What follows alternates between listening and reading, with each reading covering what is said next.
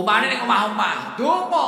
Sing lanang yo donga, jek Joko ke donga, ya Allah, jan paringi kula. Wah, ngaji ku mari ngaji ke wah takon donga-donga. Ya Allah, kula jan paringi jodoh ingkang ayu, ingkang ngeten. Sing wedok yo donga, ya Allah, kula jan paringi jodoh sing bagus.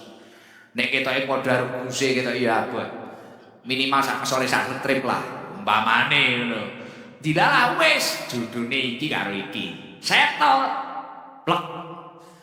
Padahal biyen iki gendakane karo kae pirang-pirang taun dilalah terope karo wong liya. Beh kok iki.